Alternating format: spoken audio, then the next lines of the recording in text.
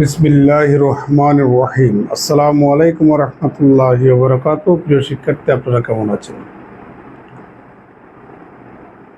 আমার অনলাইন ক্লাসে আপনাদেরকে স্বাগত জানাচ্ছি। আমি মোহাম্মদ ইফতেখার আলম।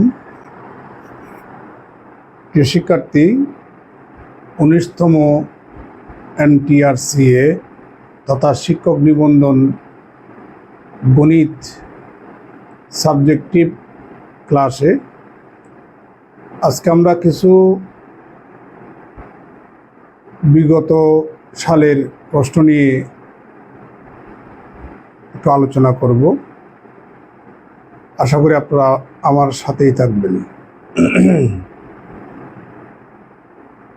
শিক্ষার্থীর পিছনে একটা প্রশ্ন দেখতে পাচ্ছি। এটা 49তম স্পেশাল BCS ম্যাথমেটিক্সের সাবজেক্টিভ প্রশ্নের মধ্যে আসছিল। আপনারা কে কে যুক্ত আছেন একটু শেয়ার করবেন প্লিজ।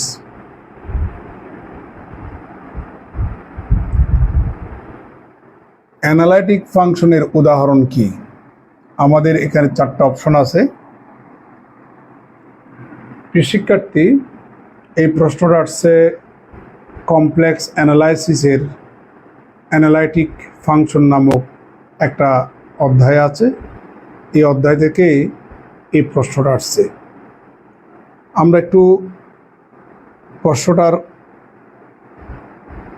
সঠিক উত্তরটা নির্বাচনের আগে একটু ব্যাখ্যা দেব, কিছু কথা বলতে চাই। আপনারা জানেন f of z equal to u plus iv, যেখানে ইউটা হচ্ছে x এবং y এর ফাংশন আর বিটাও x এবং y এর ফাংশন। যদি কোনো কমপ্লেক্স ফাংশন তার রিয়েল পার্ট এবং ইমাজিনারি পার্ট তথা ইউ এবং বি এই দুই চলক বিশিষ্ট ফাংশন যদি কচি রায়মিন ইকুয়েশন স্যাটিসফাই করে, তার মানে del u del x equal to del b del y, del u del y equal to minus del b del x, এই দুটা ডিফারেন্সিয়াল ইকুয়েশনকে বলবো আমরা কচি রায়মিন ডিফারেন্সিয়াল ইকুয়েশন বা কচি রায়মিন ইকুয়েশন। যদি কোনো কমপ্লেক্স ফাংশনের রিয়েল পার্ট এবং ইমাজিনারি পার্ট কচি রায়মিন ইকুয়েশন স্যাটিসফাই করে, তাহলে ওই ফাংশনটা অ্যানালাইটিক ফাংশন। এটা হচ্ছে মূল কনসেপ্ট। তাহলে আমাদের ব্যাখ্যার মধ্যে দেখি কোনটা অ্যানালাইটিক ফাংশন। আপনাদের এই উত্তরগুলো দেওয়ার জন্য যথেষ্ট পড়াশোনা করা লাগবে। পড়াশোনা ছাড়া তো আপনি আর BCS টিকতে পারবেন না। পড়াশোনা ছাড়া তো আর NTRCA তো আপনি টিকতে পারবেন না। এই জন্য আপনাকে প্রচুর পড়াশোনা করা লাগবে, বই স্টাডি করা লাগবে, হ্যাঁ, অনেক সময় দিতে হবে পড়াশোনার বিষয়ে। আমরা একটু দেখিনি তাহলে। ঘ নাম্বার দিয়ে শুরু করি। f of z equal to real part of z। আপনারা জানেন f of z সমান হচ্ছে u plus iv আর z সমান x plus iy। আপনারা জানেন রিয়েল পার্ট অফ z মানে হচ্ছে x কে বোঝাচ্ছে, তাহলে x কে বোঝাচ্ছে। আর এই x কে আমরা লিখতে পারি x plus i into 0। আমরা উভয় পক্ষ থেকে রিয়েল পার্ট এবং ইমাজিনারি পার্ট যদি সেপারেট করি, u ইকুয়াল টু x পাবো, v ইকুয়াল টু 0 পাবো। তাহলে দেখি আমরা কচি রায়মিন ইকুয়েশন স্যাটিসফাই হয় কিনা। del u del x সমান হচ্ছে 1, del u del y সমান 0, del b del x সমান 0, del b del y সমান 0। প্রিয় শিক্ষার্থী, আমরা এখানে del u del x is not equal to del b del y দেখতে পাচ্ছি। যদিও বা del u del y equal to minus del v del x এটা সিদ্ধ হচ্ছে, কিন্তু আমাদের প্রথম ইকুয়েশনটা স্যাটিসফাই হচ্ছে না। অতএব আমাদের ঘ নাম্বারটা অ্যানালিটিক ফাংশন নয়, যেহেতু এই ফাংশনটার রিয়েল পার্ট এবং ইমাজিনারি পার্ট কচি রাইমের ইকুয়েশন স্যাটিসফাই করে না। এবার একটু ঘ নাম্বার নিয়ে কথা বলবো। এফ অফ জেড সমান হচ্ছে জেড বার, আর আপনারা জানেন এফ অফ জেড সমান হচ্ছে ইউ প্লাস আইবি। জেড সমান যদি এক্স প্লাস আই ওয়াই হয়, জেড বার সমান হবে এক্স মাইনাস আই ওয়াই। এখানে এক্স মাইনাস আই ওয়াই বসান, উভয় পক্ষ থেকে রিয়েল পার্ট এবং ইমাজিনারি পার্ট সেপারেট করুন। তাহলে ইউকে এক্সের সাপেক্ষে করলে 1 পাবেন, ওয়াইয়ের সাপেক্ষে করলে 0 পাবেন, আর বিটাকে এক্সের সাপেক্ষে করলে 0 পাবেন, ওয়াইয়ের সাপেক্ষে করলে -1 পাবেন। দেখা যাক, এখানেও কিন্তু ডেল ইউ ডেল এক্স আর del v del y is not equal to 0, but এটা কিন্তু মিলে যায়। তাহলে আমাদের ঘ নাম্বারটাও কিন্তু অ্যানালিটিক ফাংশন নয়। তার মানে জেড বারটা অ্যানালিটিক ফাংশন নয়, কারণ ওই ফাংশনটা রিয়েল পার্ট এবং ইমাজিনারি পার্ট কচি রাইমেন ইকুয়েশন স্যাটিসফাই করে না। এবার আমরা খ নাম্বার একটু দেখি। এফ অফ জেড সমান হচ্ছে মডিউলাস অফ জেড। জেড সমান জানেন যে আপনারা এক্স প্লাস আই ওয়াই, আর modulus of x plus i y সমান হচ্ছে root over x square plus y square equal to root over x square plus y square plus i into 0 লেখা যায়। এখন উভয় পক্ষ থেকে রিয়েল পার্ট এবং ইমাজিনারি পার্ট যদি সেপারেট করি, ইউ সমান হচ্ছে root over x square plus y square, আর বি সমান কত বলেন? 0। প্রিয় শিক্ষার্থী, আমরা ইউটাকে যদি এক্সের সাপেক্ষে করি, এগুলো একটু মুছে দিই। আমরা ইউকে যদি এক্সের সাপেক্ষে করি তাহলে পাবো 1/2 root over x square plus y square, আবার ভিতরে এক্সের সাপেক্ষে করলে 2x পাবেন। This and this cancel equal to x divided by root over x square plus y square. এবার ভিটাকে যদি আমরা ওয়াই এর সাপেক্ষে করি তাহলে 0 পাবেন।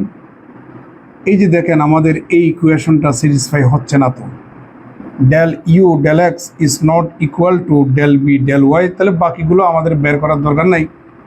তাহলে আমাদের খ নাম্বারটাও কিন্তু অ্যানালিটিক ফাংশনের কোনো উদাহরণ নয়। এবার ক নাম্বার নিয়ে একটু কথা বলতে চাই। তাহলে যেহেতু 3টা অ্যানালিটিক ফাংশন নয়, তাহলে নিঃসন্দেহে কটা অ্যানালিটিক ফাংশন হবেই। এরপরেও আমরা একটু টেস্ট করব। এফ অফ জেড সমান জেড স্কোয়ার, আর আপনারা জানেন এফ অফ জেড সমান ইউ প্লাস আইবি। এখন জেডের মান বসিয়ে দেন, x plus i y whole square equal to x square minus y square plus i into 2 into x y. এটাকে তো এভাবে লেখা যায় a plus b whole square. ওই যে আমাদের i y whole square, i square সমান -1, তাহলে এটা হচ্ছে রিয়েল পার্ট, এটা হচ্ছে ইমাজিনারি পার্ট। তাহলে এখানে ইউ সমান পাচ্ছি x square minus y square, v সমান পাচ্ছি 2xy। এখন আমরা ইউকে এক্স এর সাপেক্ষে যদি করি 2x পাবো, ইউটাকে যদি আমরা ওয়াই এর সাপেক্ষে করি -2y পাবো, বিটাকে যদি আমরা এক্স এর সাপেক্ষে করি 2y পাবো, বিটাকে যদি আমরা ওয়াই এর সাপেক্ষে করি 2x পাবো। দেখুন, এটা যেহেতু সমান, তাহলে del u del x is equal to del v del y. Cauchy Riemann ইকুয়েশনের প্রথম ইকুয়েশনটা স্যাটিসফাই হলো। আর এখানে del u del y is equal to minus del v del x, আমাদের এই দুইটা থেকে দ্বিতীয় ইকুয়েশনটা স্যাটিসফাই হলো। তাহলে কচি রাইমেন ইকুয়েশন স্যাটিসফাই হয়েছে। অতএব আমাদের কটা হচ্ছে অ্যানালিটিক ফাংশনের উদাহরণ। প্রিয় শিক্ষার্থী, এখন প্রশ্ন করতে পারেন আমরা এতক্ষণ সময় পাবো কি না। আমরা তো এতক্ষণ আসলে সময় পাবো না, এগুলা মোর প্র্যাকটিস করা লাগবে। যেমন আপনি যদি আমাকে বলেন যে স্যার আপনি পরীক্ষা দেন, তাহলে আমি এত উদাহরণ মানে এত টেস্ট আমি করব না, কারণ আমার গ্রামার আমার জানা আছে, আমার একটা অভিজ্ঞতা আছে, আমার প্রচুর প্র্যাকটিস করা আছে। এই জন্য আমি দেখলেই বুঝবো কোনটা অ্যানালিটিক ফাংশনের উদাহরণ, তাহলে এটা হচ্ছে অ্যানালিটিক ফাংশনের উদাহরণ। প্রিয় শিক্ষার্থী, যদি ক্লাসটা ভালো লাগে একটু শেয়ার দিবেন। আমরা নেক্সট প্রশ্নে চলে যাচ্ছি।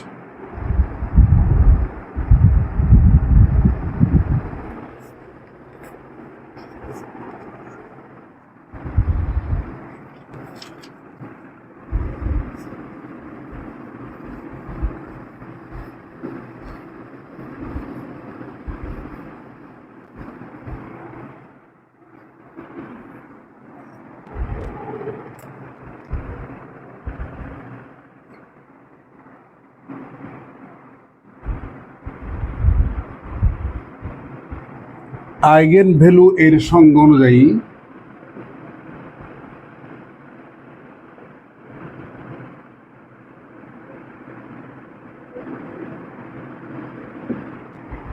যদি A v equal to lambda v হয়, তবে বি হলো অপশন ক নাল ভেক্টর, অপশন খ বেসিস, অপশন গ সাব স্পেস, অপশন গ হচ্ছে আইগেন ভেক্টর। প্রিয় শিক্ষার্থী, এই প্রশ্নটা অনার্স ফার্স্ট ইয়ারের লিনিয়ার অ্যালজেব্রা নামক একটা সাবজেক্ট আছে, ওখানকার একটা অধ্যায়ের নাম হচ্ছে eigen values and eigen vectors. ওখান থেকে প্রশ্নটা আসছে। এই প্রশ্নটা 49তম স্পেশাল বিসিএস গণিত সাবজেক্টিভে প্রশ্নটা করছে। আমরা সঠিক উত্তরটা নির্বাচনের আগে একটু ব্যাখ্যা দিতে চাই। প্রিয় শিক্ষার্থী, নাল ভেক্টর কাকে বলে? নাল ভেক্টর হচ্ছে যে ভেক্টরের সকল কম্পোনেন্ট শূন্য, সেই ভেক্টরকে বলবো আমরা নাল ভেক্টর। বেসিস কাকে বলে? বেসিস হচ্ছে কতগুলা নন জিরো ভেক্টরসকে নিয়ে গঠিত সেট, যে ভেক্টরসগুলা দুটা শর্ত ফুলফিল করে। এক নাম্বার হচ্ছে ভেক্টরসগুলা লিনিয়ারলি ইন্ডিপেন্ডেন্ট হতে হবে, দুই নাম্বার হচ্ছে ভেক্টরসগুলা ভেক্টর স্পেসকে জেনারেট করবে। গ নাম্বার সাবস্পেস। সাবস্পেস কাকে বলে? আপনারা জানেন, ভেক্টর স্পেস হওয়ার জন্য 10টা শর্ত আছে।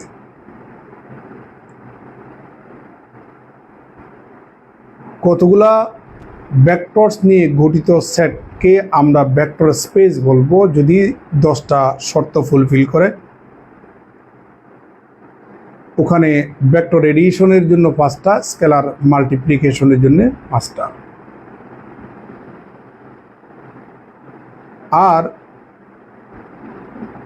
কোনো ভেক্টর স্পেসের কিছু সংখ্যক ভেক্টরস নিয়ে যদি আমরা একটা সাবসেট গঠন করি, ওই সাবসেটটা যদি পুনরায় নিজে নিজে ভেক্টর স্পেস হয়, তথা ওই 10টা কন্ডিশন যদি তারা পুনরায় ফুলফিল করে, ওই সাবসেটটাকে ভেক্টর স্পেসটির সাবস্পেস বলা হয়।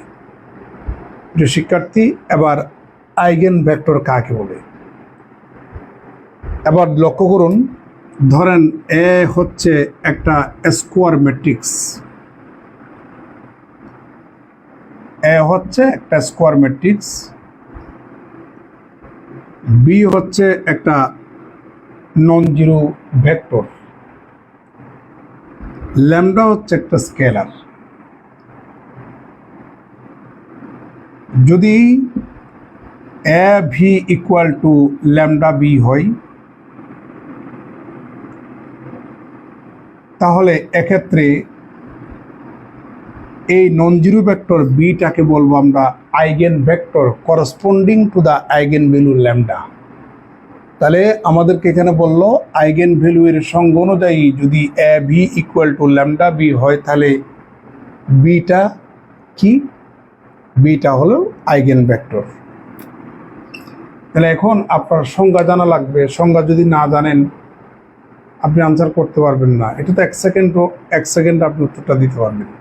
তাহলে আপনার দরকার স্টাডি করতে হবে। এবার আমরা পরবর্তী প্রশ্নে চলে যাচ্ছি। এবার আমরা পরবর্তী প্রশ্নে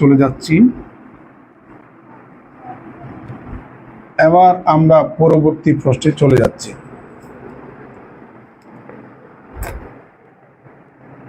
138 নম্বর প্রশ্ন। ক্রেমার্স রুল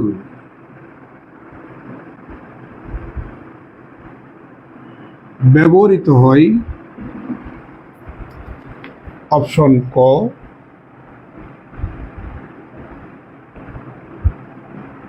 ডিটারমাইন্যান্ট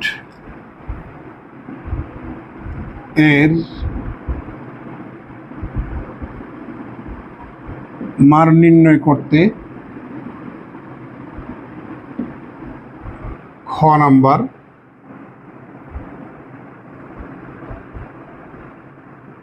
ম্যাট্রিক্স গুণ করতে, গ নাম্বার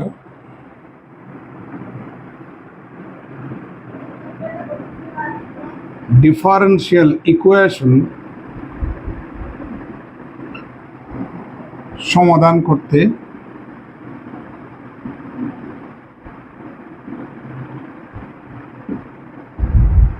4 নাম্বার বা ঘ নাম্বার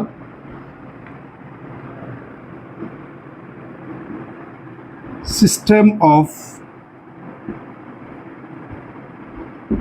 লিনিয়ার ইকুয়েশনস সমাধান করতে।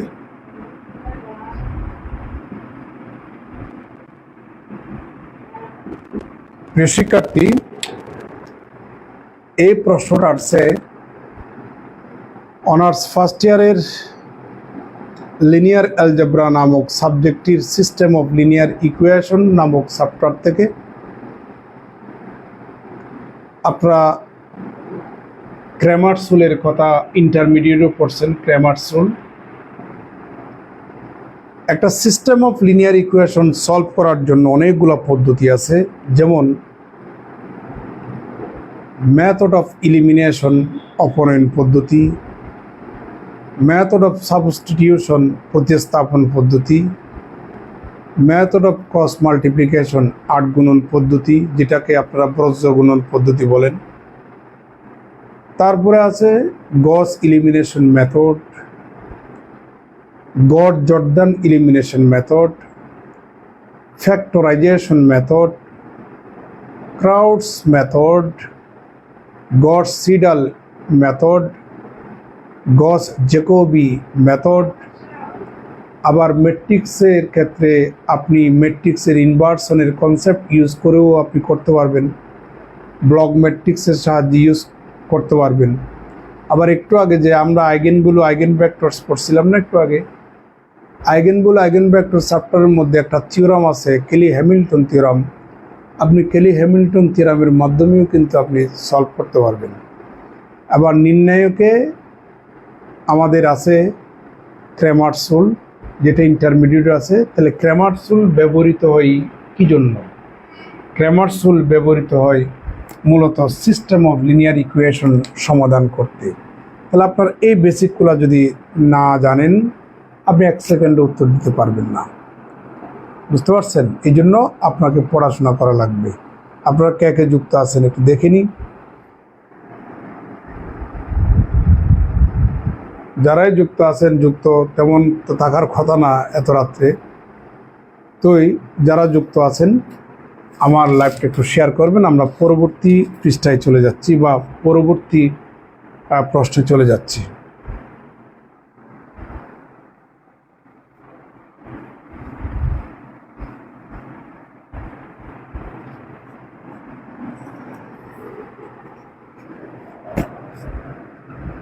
139 নম্বর প্রশ্ন।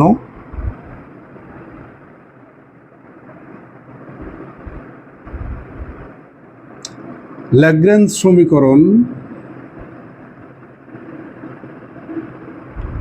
ব্যবহারের সুবিধা।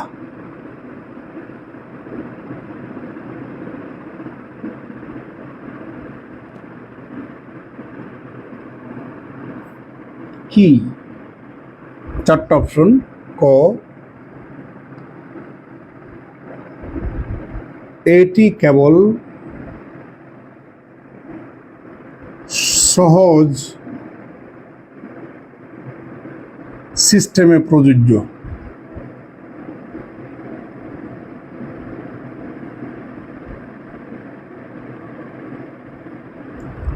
খ নাম্বার,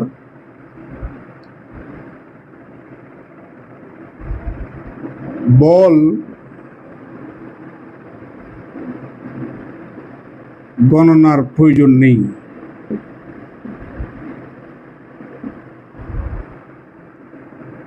গ,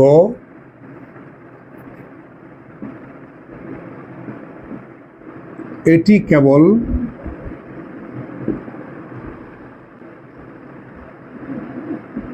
তড়িৎ চুম্বকীয়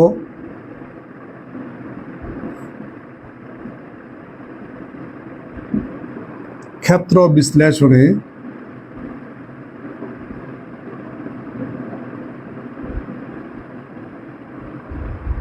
ব্যবহৃত হয়। ঘ, এটি শুধুমাত্র স্থির বস্তুতে প্রযোজ্য।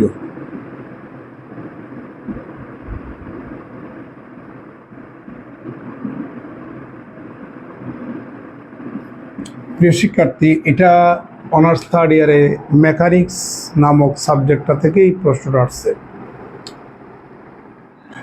ল্যাগ্রেঞ্জ ইকুয়েশন ব্যবহারের সুবিধা কি?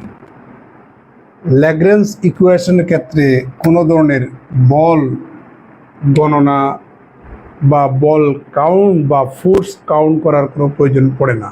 এটা হচ্ছে ল্যাগ্রেঞ্জ ইকুয়েশনের একটা বৈশিষ্ট্য বলতে পারেন। তাহলে ল্যাগ্রেঞ্জ ইকুয়েশন ব্যবহারের সুবিধা হচ্ছে আমাদের বল বা ফোর্স কাউন্ট করার কোনো ধরনের প্রয়োজন পড়ে না। এটা হচ্ছে আমাদের ল্যাগ্রেঞ্জ ইকুয়েশনের ব্যবহারের সুবিধা। এটা অনার্স থার্ড ইয়ারে মেকানিক্স নামক সাবজেক্ট থেকে এই প্রশ্নটা আসছে। প্রিয় শিক্ষার্থী, এবার আমরা পরবর্তী প্রশ্নে চলে যাচ্ছি। তাহলে এই যে দেখেন, আপনাদেরকে পড়াশোনা করা লাগবে। আপনি শুনেন, কিছু কথা বলতে চাই। অনলাইনে কিছু কিছু আমরা ভিডিও আমাদের মোবাইলে আসে, দেখি এমনভাবে তারা উপস্থাপন করে, তারা ছাড়া দুনিয়াতে ম্যাথের আর কেউ নেই। মানে ম্যাথমেটিক্স জানে, তারা ছাড়া পৃথিবীতে আর কেউ গণিত জানে না। বেসের নাম দেয় বুস্টার বেস, বুঝতে পারছেন? তারপরে ম্যাজিক ম্যাথ, ম্যাজিক ম্যাথ বলতে আমি বুঝি না। মিরাকল ম্যাথ, মিরাকল ম্যাথ বলতে আমি বুঝি না। হ্যাঁ, আমার যেসব শিক্ষকরা আছেন, ওনারা বলতে গেলে বাংলাদেশের বিখ্যাত বিখ্যাত গণিতবিদ, ওনারা নিজেদেরকে এভাবে উপস্থাপন করেন নাই। আমার teacher professor Zahed sir, Chirang ইউনিভার্সিটির বস একজন টিচার, প্রফেসর হরিদার সালদার sir, professor Hasan sir, Ramu কলেজের বর্তমানে principal sir, doctor Mustafa Rizvi sir, উনি বর্তমানে অস্ট্রেলিয়া একটা ইউনিভার্সিটিতে আছেন, ডক্টর সুনীল দত্ত স্যার, স্যারের সাথে গতকালকেও আমার সাথে কথা হয়েছে। এই যে ওনারা কখনো এভাবে কখনো উপস্থাপন করেন নাই। এখন দেখি যে জানে না 2 আনার 16 আনার ভাব মারে এই অনলাইনে যেসব ফ্লোবানগুলো পড়ায়। Magic math, miracle math, booster math, মানে বুঝলাম না কি অবস্থা। এই যে ছোটো ছোটো টেকনিকের কথা বলতেছে, এই টেকনিকগুলা ম্যাক্সিমাম 80% টেকনিক কোনো সিস্টেমের মধ্যেই পড়ে না, মানে ম্যাথমেটিক্সের মধ্যেই পড়ে না। কেমন করে যে এই যে আপনারাও অনেকেই ওদেরকে লাইক করেন, হ্যাঁ, এখন আপনারা কর্মক্ষেত্রে কি করবেন? একটা তো লিমিটেশন আছে, তাই না? আপনি, হ্যাঁ, যেহেতু পরীক্ষা পদ্ধতিটা এরকম, আপনাকে 33 সেকেন্ডে আপনাকে উত্তর দিতে হবে, একটা লিমিটেশন আছে। আপনি তো ম্যাথমেটিক্সের গ্রামারের বাইরে গিয়ে আপনি তো অঙ্ক করতে পারবেন না। এগুলা মাথায় রাখবেন।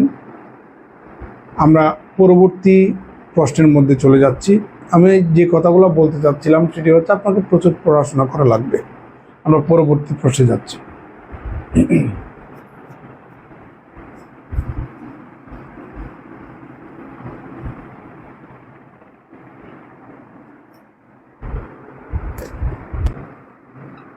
$140 নম্বর প্রশ্ন, d2y dx2 equal to y double prime, dy dx equal to y prime হলে বেসেলস ডিফারেন্সিয়াল ইকুয়েশন কোনটি? বেসেলস ডিফারেন্সিয়াল সমীকরণ বা ইকুয়েশন কোনটি? প্রিয় শিক্ষার্থী, এখানে 4টা অপশন আছে। ক number, x square y double prime plus x y prime plus x square minus n square equal to 0। খ number, 1 minus x square y double prime minus 2xy prime plus n into n plus 1 into y equal to 0। গ number, y double prime plus y equal to 0। ঘ number, y prime plus y equal to 0। প্রিয় শিক্ষার্থী, এই যেটা বলছিলাম একটু আগে, আপনাকে তো 33 সেকেন্ডে একটা উত্তর দিতে হবে। এটা তো আপনি 1 সেকেন্ডে পারবেন, তার জন্য তো পড়াশোনা করা লাগবে। এই যে দেখেন, আপনাদেরকে যখন আমি 49তম বেস পড়াচ্ছিলাম, আমি বেসেলস ফাংশন, হারমাইটস পলিনোমিয়াল, বেসেলস পলিনোমিয়াল, লেগারি পলিনোমিয়াল, তারপর লিজেন্ডার পলিনোমিয়াল, 4টা চ্যাপ্টার একদিনেই পড়াইছিলাম, মনে আছে? তো বেসেলস ডিফারেন্সিয়াল ইকুয়েশন কোনটা? এটা হচ্ছে বেসেলস ডিফারেন্সিয়াল ইকুয়েশন, আপনাদেরকে আমি ওদিন বলছিলাম। তো এই যে বেসেলসের যে ডিফারেন্সিয়াল ইকুয়েশনটা আছে, এটা তো আপনাকে মুখস্থ রাখতেই হবে। তাহলে x square y double prime plus x y prime plus x square minus n square equal to 0, এটা হচ্ছে বেসেলস ডিফারেন্সিয়াল ইকুয়েশন। আর ওয়াই ডাবল প্রাইমের অর্থ হচ্ছে ওয়াইকে এক্সের সাপেক্ষে 2বার ডিফারেন্সিয়েশন, ওয়াই প্রাইমের অর্থ হচ্ছে ওয়াইকে এক্সের সাপেক্ষে 1বার ডিফারেন্সিয়েশন। প্রিয় শিক্ষার্থী, এটাকে মুখ দিয়ে উচ্চারণ করবেন dy dx অথবা d dx অফ y। এটাকে কখনো dy বাই dx বলা যাবে না। Differential operator can not be divide, এই জন্য বাই বলা যাবে না। এটা মুখ দিয়ে উচ্চারণ করতে হবে d2y dx2। এটাকে আমরা অনেক সময় d square y dx square বলি, এটা ভুল। এটা হবে d2y dx2। তো প্রিয় শিক্ষার্থী, ক নাম্বার হচ্ছে আমাদের উত্তর। তাহলে এটা 1 সেকেন্ডও দেওয়া যায়, এই জন্য আপনাকে পড়াশোনা করা লাগবে। তো আমরা এই 5টা আজকে প্রশ্ন উত্তর দিলাম। এভাবে আমরা অল্প অল্প অল্প করে পড়ব। আর আমার অনলাইন ব্যাচ আছে। আমার অনলাইন ব্যাচে আমি 19তম NTRCA তথা শিক্ষক নিবন্ধন ব্যাচ শুরু করছি। কেউ যদি পড়তে চান, আমার নাম্বার দিয়েছি, যোগাযোগ করলেই হবে। ওখানে প্রতিদিন ক্লাস হচ্ছে। এটা তো আমি জাস্ট আমার প্রচারের জন্য আমি মাঝে মাঝে কিছু ক্লাস দিচ্ছি আমার পেজে। আর আমার নিয়মিত আমি কিন্তু ক্লাস নিচ্ছি 19তম শিক্ষক নিবন্ধন স্কুল এবং কলেজ, পিলি এবং রিটেন। এখানে তো রিটেন হবে না, একটু রিটেনটাও কিন্তু এরকম MCQ স্টাইল হবে। তো আপনারা কেউ যদি যোগাযোগ করতে পারবেন, আমার নাম্বারটা দিয়েছি। ভালো থাকবেন, সুস্থ থাকবেন। আসসালামু আলাইকুম রহমতুল্লাহ।